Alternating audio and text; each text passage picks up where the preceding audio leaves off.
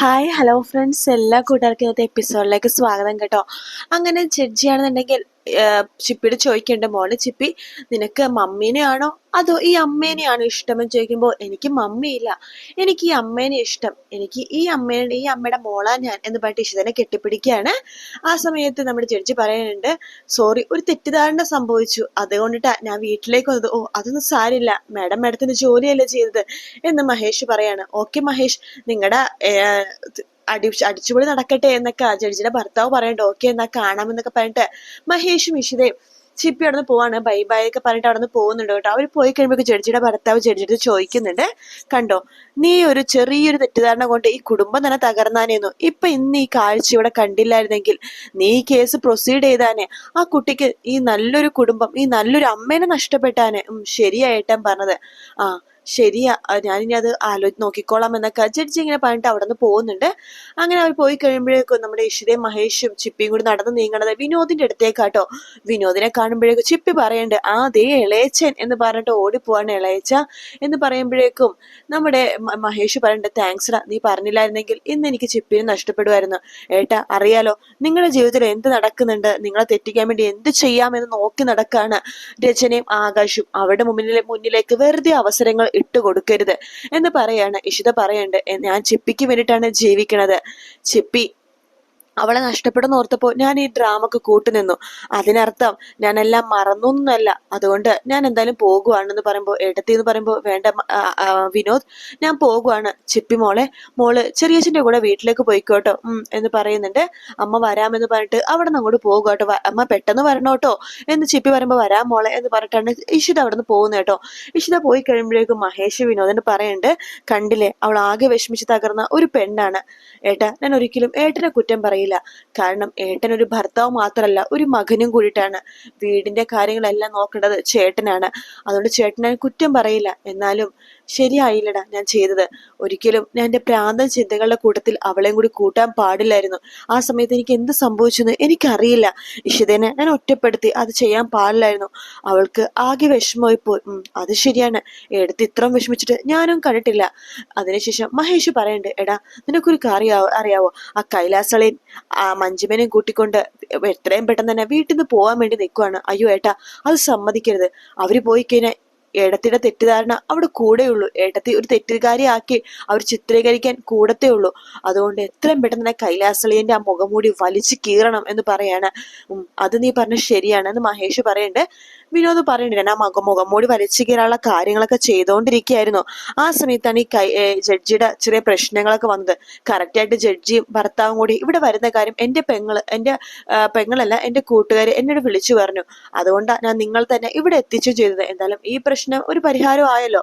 ഇനി ഞാൻ കൈലാസലിന്റെ പ്രശ്നത്തിലേക്ക് കടക്കുവാണ്. എന്തായാലും ഇന്നത്തോടെ അതിനൊരു അറുതി വരുവേട്ടാ. ഇന്ന് തന്നെ ഞാൻ അവന്റെ മുഖം മൂടി വലിച്ചു കീറും എന്ന് പറയാണ്. ശരിയടാ എന്ന് പറയുന്നുണ്ട്. അങ്ങനെ വിനോദ് അവിടെ നിന്ന് പോകുകയാണ്. മഹേഷിനും ആകെ ടെൻഷനായിട്ട് മഹേഷും അവിടെ നിന്ന് പോകുന്നുണ്ട് കേട്ടോ. അതിനുശേഷം കാണിക്കുന്നത് കൈലാസിനെയാണ് കേട്ടോ. മയൂര് ഒരുപാട് പ്രാവശ്യം വിളിച്ചിട്ടുണ്ടായിരുന്നു. അതിനുശേഷം ആ മിസ് കോള് കണ്ടിട്ട് മയൂരിനെ തിരിച്ചു വിളിക്കുകയാണ് കൈലാസ്. ഹലോ, എടോ കൈലാസ്, ഞാൻ എത്ര പ്രാവശ്യമാണ് വിളിക്കണത്. എടി, നീ വിളിക്കുമ്പോഴൊക്കെ ഫോൺ എടുക്കാതെ ഞാൻ നിനക്ക് വാക്ക് തന്നിട്ടുണ്ടോ? ഇല്ലല്ലോ എന്ന് പറയാണ്.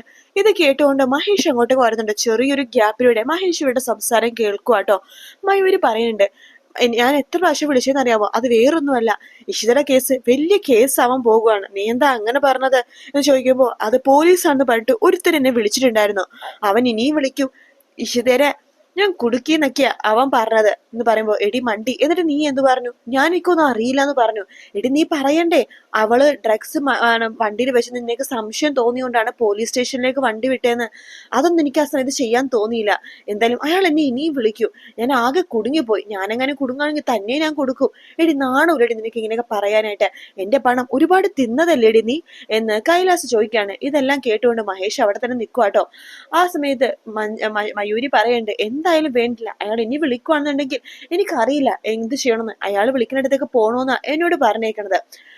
കൈലാസ് പറയണ്ടേ, ഇത് പോലീസ് ഒന്നല്ല വിളിക്കണത്, ഇതിന്റെ ഇടയിൽ നിന്ന് ഏതോ ഒരുത്തൻ കളിക്കുന്നുണ്ട്, അതാരാന്ന് ഞാൻ കണ്ടുപിടിച്ചോളാം, നീ എന്തായാലും ഫോൺ വെച്ചോ എന്ന് പറയാണ്. അതിനുശേഷം കൈലാസ് ഫോൺ വെക്കുന്നുണ്ട്. മഹേഷ് മനസ്സിൽ വിചാരിക്കുകയാണ്, ഇയാള് വെറും ഫ്രോഡല്ല, പക്ക ഫ്രോഡാണ്. ഇവന്റെ മുഖം മൂടി എങ്ങനെയെങ്കിലും വലിച്ചു കീറണം. ഇവൻ അവ്യക്തമായിട്ട് പറഞ്ഞത് ഇഷിതയുടെ കാര്യം തന്നെയായിരിക്കും. ഇവൻ വിളിച്ചത് മറ്റവളെ ആയിരിക്കും ഇവന്റെ എന്നൊക്കെ മഹേഷ് ഇങ്ങനെ മനസ്സിലിങ്ങനെ വിചാരിക്കാട്ടോ. മഹേഷ് ദേഷ്യം വന്ന് അവിടുന്ന് പോകുവാണ്. പിന്നീട് കാണിക്കണത് നമ്മുടെ വിനോദ് മയൂരിയുടെ വീട്ടിലേക്ക് വന്നിരിക്കാട്ടോ. വണ്ടി പാർക്ക് ചെയ്തതിനു ശേഷം മയൂരിയുടെ വീട്ടിൽ ബെല്ലടിക്കുന്നുണ്ട്. മയൂരി വാതിൽ തുറക്കുന്നുണ്ട്. അതിനുശേഷം മയൂരിയുടെ അടുത്ത് പറയുന്നുണ്ട്, ആ മയൂരി അല്ലേ? ആ അതെ എന്ന് പറഞ്ഞിട്ട് വിനോദ് അകത്തേക്ക് കയറുവാണ്. അതിനുശേഷം പറയുന്നുണ്ട്, മയൂരി പറഞ്ഞു, എനിക്ക് മനസ്സിലായില്ല ആരാന്ന് മനസ്സിലാവാൻ വേണ്ടിട്ട്. നമ്മളിതിനു മുമ്പ് കണ്ടിട്ടൊന്നുമില്ലല്ലോ, പക്ഷെ ഫോണിൽ സംസാരിച്ചിട്ടുണ്ട് കുറച്ചു മുമ്പ്. അപ്പോഴേക്കും മയൂരിക്ക് കാര്യം മനസ്സിലായി. നേരത്തെ വിളിച്ച ആളാണ് വിളിച്ചതെന്ന്. എന്താ സാർ എന്ന് ചോദിക്കുമ്പോ, അല്ല നീ എന്തിനാ ഡോക്ടർ ഇഷിതനെ കുടുക്കിയത്? അയ്യോ സാർ, ഞാൻ ഡോക്ടർ ഇഷിതനെ കുടുക്കോ? അവരെന്നെ സഹായിച്ചിട്ട് മാത്രല്ലേ ഉള്ളൂ. അതെ, അതന്നെ ഞാൻ പറഞ്ഞത്. എന്തിനാ ഡോക്ടർ ഇഷിതനെ കുടുക്കിയെന്ന്. ഇനി മാടപ്രാവിന്റെ ഹൃദയമുള്ള അവരെന്തിനാണ് കുടുക്കിയത്? മര്യാദയ്ക്ക് പാവങ്ങളെ സഹായിച്ച് ജീവിക്കുന്ന ഒരു പാവം ഡോക്ടർ അല്ല അവര് കൊടുക്കാൻ വേണ്ടി നിന്നോട് ആരാ പറഞ്ഞത്? നീ ഹോസ്പിറ്റലിലേക്ക് പോയി അവരെയും കൂട്ടിക്കൊണ്ട്. അവർക്ക് കൈലാസിന്റെ കയ്യിൽ ചെറിയ ചീത്ത അനുഭവം ഉണ്ടായി. നീയും അവനെ കൊണ്ട് അനുഭവിക്കുന്ന ഒരു പെണ്ണാണ്. നിങ്ങൾ രണ്ടുപേരും ഒരുമിച്ച് കേസ് കൊടുക്കാന്നാണ് വിചാരിച്ചാണ് നിങ്ങൾ പോലീസ് സ്റ്റേഷനിലേക്ക് പോയത്. അവിടെ എത്തിയത് നീ തട്ടുമാറ്റി ഡോക്ടർ ഇഷിതയുടെ കാറിൽ മയക്കുമരുന്നുണ്ടെന്ന് പറഞ്ഞു. പക്ഷെ നീ പറഞ്ഞത് വെറും ഒരു കാര്യമായിരുന്നില്ല. ഡോക്ടർ ഇഷിതയുടെ കാര്യം ശരിക്കും മയക്കുമരുന്നുണ്ടായിരുന്നു. പറയടി, ആ കഥ നീ എങ്ങനെയാണ് ഉണ്ടാക്കിയത്? സത്യം പറയടി. നോക്കടി, കൈലാസിനെ വിശ്വസിച്ച് നീ ഇനിയും നോണ പറയണ ഉദ്ദേശം ഒന്നുണ്ടെങ്കിലുണ്ടല്ലോ, നീ ആകെ പെട്ടുപോകും. നിനക്കിവിടെ ആരൊക്കെയുണ്ട് വേറെ? ഇവിടെ അമ്മ മാത്രമേ ഉള്ളൂ സർ. അമ്മ ഒരു രോഗിയാണല്ലേ, കിടപ്പ് രോഗി. അതെ, അമ്മക്ക് വയ്യാത്തയാണ്, ഒട്ടും വയ്യാത്തയാണ്. ആ എങ്കിൽ നീ സത്യങ്ങളായിട്ട് തന്നെ പറഞ്ഞോ. എല്ലാന്നുണ്ടെങ്കിലല്ലോ നിന്റെ മനസ്സിൽ നിന്ന് അത് ചിരണ്ടി എടുക്കും. അല്ലാന്ന് പിന്നെ നിന്നെ ഞാൻ ഇവിടെ നേരെ കൊണ്ടുവന്നത് പോലീസ് സ്റ്റേഷനിലേക്കാ. അവിടെ ഞാൻ മീഡിയക്കാരെയും ചാനലുകാരെയൊക്കെ ഓൾറെഡി പറഞ്ഞറിയിച്ചിട്ടുണ്ട്. നിന്നെ അവര് വലിച്ചു കീറും. നിന്നെ കുറിച്ചുള്ള കാര്യങ്ങളൊക്കെ ചാനലുകളിലും മീഡിയകളിലും സോഷ്യൽ മീഡിയകളൊക്കെ പരുക്കും. പിന്നെ നിന്റെ അമ്മ ഇവിടെ വെള്ളം കുടിക്കാൻ പറ്റാതെ, ഒരു തുള്ളി വെള്ളം പോലും കുടിക്കാൻ പറ്റാതെ നരകിച്ച് മരിക്കും. എന്താ അതൊക്കെ വേണോടി? അയ്യോ സർ, വേണ്ട സർ. എടി, നിന്നെ കണ്ടാലറിയാം നീ ഒരു സാധു പെണ്ണാണെന്ന്. അതുകൊണ്ട് സത്യങ്ങളായിട്ട് പറഞ്ഞോ. ഞാൻ പറയാം. നിന്നെ കൂട്ടിക്കൊണ്ട് ഇഷിത ഡോക്ടർ പോലീസ് സ്റ്റേഷനിലേക്ക് പോയി. അതുവരെ കാര്യങ്ങളൊക്കെ കറക്റ്റ് ആണ്. അത് കഴിഞ്ഞിട്ട് എന്താ സംഭവിച്ചത് കറക്റ്റ് ആയിട്ട് പറഞ്ഞോ. നീ എന്തെങ്കിലും കുടുങ്ങിക്കഴിഞ്ഞാലേ കൈലാസ് എന്ന് വന്ന് നിന്നെ രക്ഷിക്കാൻ പോണമെന്നില്ല. അതുകൊണ്ട് സത്യങ്ങളൊക്കെ പറയുകയാണെങ്കിൽ ഞാൻ നിന്നെ രക്ഷപ്പെടുത്താം. ഇത് ഞാൻ തരുന്ന വാക്കാണ്. അതുകൊണ്ട് സത്യങ്ങളായിട്ട് പറയടി എന്ന് പറയുമ്പോ നമ്മുടെ മയൂരി സത്യങ്ങൾ പറയാൻ വേണ്ടി ഒരുങ്ങുവാട്ടോ. മയൂരി ആദ്യം തൊട്ടേ കാര്യങ്ങളൊക്കെ പറഞ്ഞു തുടങ്ങാട്ടോ. കൈലാസ് അയാൾ എന്നെ ശരിക്കും പറഞ്ഞ സ്നേഹത്തിൽ വീഴ്ത്തുകയായിരുന്നു. പിന്നീട് പല പല ആവശ്യങ്ങൾക്ക് വേണ്ടി അയാൾ എന്നെ ഉപയോഗിച്ചു എന്ന് പറയുമ്പോഴേക്കും വിനോദ് പറയണ്ടേടി, നിന്റെ പഴയ കഥകളല്ല, ഇപ്പൊ നടന്ന കാര്യങ്ങളാണ് കൂടുതൽ എനിക്ക് അറിയേണ്ടത്. ഇഷിത ഡോക്ടറെ നീ എങ്ങനെ കുടുക്കി അത് പറ എന്ന് പറയുമ്പോ, അയാള് ഒരു ദിവസം എന്നെ ഇവിടെ കാണാൻ വേണ്ടി വന്നിരുന്നു. ഇവിടെ എന്തോ മയക്കുമരുന്ന് എന്തോ ഒളിപ്പിച്ചിട്ടാണ് അയാള് പോയത്. ഇവിടെ ആര് വന്നാലും അയാളെ വിളിച്ചറിയിക്കണമെന്ന് എന്നോട് പറഞ്ഞായിരുന്നു. അതുകൊണ്ട് ഡോക്ടർ ഇഷിത വന്നപ്പോ ഞാൻ ഇവിടെ മാറി നിന്നിട്ട് അയാളെ ഫോൺ വിളിച്ചായിരുന്നു. ഹലോ കൈലാസ്, നീ എന്തിനടി എന്നെ ഇപ്പൊ വിളിച്ചത് എന്ന് കൈലാസ് ചോദിക്കുമ്പോൾ, ഞാൻ നിങ്ങളുടെ രക്ഷയ്ക്ക് വേണ്ടിയിട്ടാ വിളിച്ചത്. രക്ഷയ്ക്ക് വേണ്ടിട്ടോ? എന്തിന്? ഡോക്ടർ ഇഷിത ഇവിടെ വന്നിട്ടുണ്ട്. ഡോക്ടർ ഇഷിത അവിടെ വന്നിട്ടുണ്ടെന്നോ? അതെ, പോലീസ് സ്റ്റേഷനിൽ പോയി നിങ്ങൾക്കെതിരെ കംപ്ലൈന്റ് കൊടുക്കാൻ വേണ്ടിയിട്ടാണ് അവര് വന്നത്. എന്നിട്ട് നീ കംപ്ലൈന്റ് കൊടുക്കാൻ വേണ്ടി തീരുമാനിച്ചോ? ഞാൻ എന്താ ചെയ്യേണ്ടത്? നീ അങ്ങനെ എന്തെങ്കിലും ചെയ്താലുണ്ടല്ലോ, നീ തിരിച്ചു വരുമ്പോ നിന്റെ അമ്മ ജീവനോടെ ഉണ്ടാവില്ല. അയ്യോ കൈലാസ്, അങ്ങനെ ഒന്നും ചെയ്യല്ലേ. അതല്ലേ ഞാൻ നിന്നെ വിളിച്ച് അറിയിച്ചത്. എടി, നീ പേടിക്കൊന്നും വേണ്ട. നിന്റെ വീട്ടിലെ നടരാജ വിഗ്രഹമില്ലേ, അതിന്റെ ഇടയിൽ ഞാനൊരു പൊതി വെച്ചിട്ടുണ്ട്. പൊതിയോ? എന്ത് പൊതി? ചെറിയൊരു പാക്കറ്റ് മയക്കുമരുന്നിന്. എടാ ദുഷ്ടാ, അതെ നിന്നെ എപ്പോഴും കൊടുക്കാൻ വേണ്ടി വെച്ചതാണ്. പക്ഷെ സാരില്ല, അതിപ്പോ ഒരു ആവശ്യം വന്നല്ലോ. നീ ഡോക്ടർ ഇഷിതയുടെ കൂടെ പോകണം.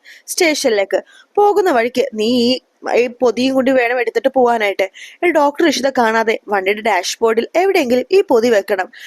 പോലീസുകാർ ചോദിക്കുകയാണെങ്കിൽ വരുന്ന വഴിക്ക് ഏതൊരു വഴിപോക്കനെ കണ്ടു അയാൾ ഡോക്ടർ ഇഷിതയുടെ കയ്യിൽ ഒരു പൊതി കൊടുത്തത് കണ്ടു എന്ന് മാത്രം പറഞ്ഞാൽ മതി. നീ അവിടെ നിന്ന് ഇറങ്ങുമ്പോഴേക്കും എന്റെ ആൾക്കാര് വണ്ടിയായിട്ട് സ്റ്റേഷന് പുറത്തുണ്ടാവും. നീ വണ്ടി കയറി ഇങ്ങോട്ട് വന്നോ, നിന്റെ അമ്മക്ക് ഒരു കുഴപ്പം ഉണ്ടാവില്ല എന്നിങ്ങനെ പറയാണ്. അതാണ് ഇഷിതന് മയൂരി കൊടുക്കാനുള്ള ഇത് കാര്യം കേട്ടോ. ആ കഥകളൊക്കെ തന്നെ വിനോദിനോട് തുറന്നു പറഞ്ഞു മയൂരി പൊട്ടിക്കരയാണ്. ഇത്ര നടന്നോളൂ സാറേ, ഇതിനെ കൂടുതലൊന്നും എനിക്ക് അറിയില്ല, ഞാനൊരു നിരപരാധിയാണെന്ന് പറഞ്ഞിട്ട് പൊട്ടിക്കരയുമ്പോഴേക്കും വിനോദ് പറയണ്ടേടി, ഇതൊക്കെ ഇങ്ങനെ തന്നെയാണ് നടന്നതെന്നൊക്കെ എനിക്ക് നന്നായിട്ട് അറിയാം. നീ ഒരു കാര്യം ചെയ്, എനിക്ക് കൈലാസിനെ കൊടുക്കണ വരെ നീ നിന്റെ അഭിനയം തുടർന്നുകൊണ്ടിരിക്കണം. അവന്റെ നല്ലൊരു കൂട്ടാളിയായിട്ട് നീ അവന്റെ കൂടെ അഭിനയിച്ച് നിൽക്കണം. നിന്നെ രക്ഷപ്പെടുത്താൻ വേണ്ടി ഞാൻ ശ്രമിക്കാം, മാക്സിമം ശ്രമിക്കാം. പിന്നെ നീ ഇപ്പൊ പറഞ്ഞ കാര്യങ്ങളൊക്കെ ഉണ്ടല്ലോ, അത് ഞാൻ ഈ ഫോണിൽ റെക്കോർഡ് ചെയ്തിട്ടുണ്ട്. ഞാൻ വന്ന കാര്യമൊന്നും നീ പറയില്ലെന്ന് എനിക്ക് നന്നായിട്ട് അറിയാം. അതുകൊണ്ട് ഞാൻ പോകുവാണ്. നീ സമാധാനമായിട്ടിരിക്കെ. നമുക്ക് എന്തായാലും കൈലാസിന്റെ മുഖംമൂടി വലിച്ചു കയറണ വരെ അയാളുടെ ഒരു സഹായിയായിട്ട് നീ കൂടെ തന്നെ നിൽക്കണം എന്ന് പറഞ്ഞിട്ട് വിനോദ് അവിടുന്ന് പോവാണ്. വിനോദ് പോയി കഴിയുമ്പോഴും മയൂരി അങ്ങനെ കരഞ്ഞോണ്ടിരിക്കാട്ടോ.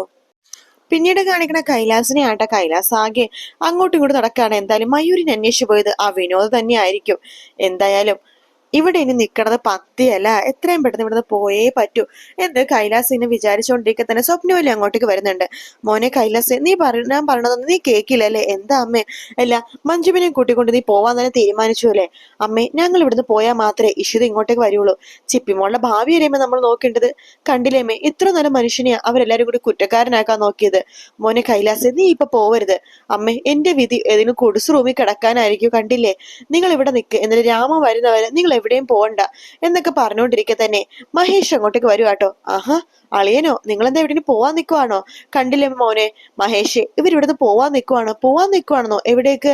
അല്ല അളിയ, ഞങ്ങൾ ഇവിടുന്ന് പോകണതോ നല്ലത്. ഞങ്ങൾ പോയി കഴിഞ്ഞാൽ ഇഷിത ഇങ്ങോട്ടേക്ക് വരും. ചിപ്പിമോൾക്ക് അവളുടെ അമ്മേനെ തിരിച്ചു കിട്ടുമല്ലോ. ആരെ അളിയനോട് അങ്ങനെ പറഞ്ഞത്? നിങ്ങൾ പോയാലും ഇഷിത ഇങ്ങോട്ടേക്ക് വരില്ല. ഞാൻ അവളെ വിളിച്ചിരുന്നു, അവൾ ഇങ്ങോട്ട് വരില്ലെന്ന് ഉറപ്പിച്ചു പറഞ്ഞു. അതുകൊണ്ട് അളിയൻ ഇപ്പൊ എന്തായാലും പോവണ്ട എന്ന് മഹേഷ് പറയുന്നിടത്താട്ടോ എപ്പിസോഡ് തീരുന്നത്. നാളത്തെ പ്രൊമോയില് കാണിക്കുന്നത് വിനോദ് മഹേഷും കൂടി കൈലാസിനോട് പറയുന്നുണ്ട്, നിന്റെ ദിവസം ഇന്നത്തോടെ തീർന്നടാ, നീ കുടുങ്ങി എന്നൊക്കെ പറയാണ്. അവിടെ ഇഷിതയും വരുന്നുണ്ട് കേട്ടോ. ഇഷിതനെ കാണുമ്പോ തന്നെ സ്വപ്നവല്ലി ചോദിക്കുന്നുണ്ട്, നീ എന്തിനാ ഇങ്ങോട്ട് വന്നതെന്ന് പറയുമ്പോ മഹേഷ് പറഞ്ഞിട്ട് ഞാൻ വിളിച്ചിട്ടാ വന്നത് എന്ന് പറയാണ്. കൂടെ തന്നെ നമ്മുടെ മയൂരി ഉണ്ട് കേട്ടോ. നീ തീർന്നടാ എന്ന് മഹേഷ് പറഞ്ഞിട്ട് കൈലാസിന് നല്ല അടിയാണ്. നാളത്തോടെ കൈലാസിന്റെ നാടകമൊക്കെ അവസാനിക്കുന്ന ഭാഗമാട്ടോ കാണിക്കുന്നത്. വീഡിയോ ഇഷ്ടപ്പെടുകയാണെങ്കിൽ ലൈക്ക് ചെയ്യാനും സബ്സ്ക്രൈബ് ചെയ്യാനും കമന്റ് ചെയ്യാനും മറക്കല്ലേ. മറ്റൊരു വീഡിയോ ആയിട്ട് വീണ്ടും കാണാം. Take care, bye bye.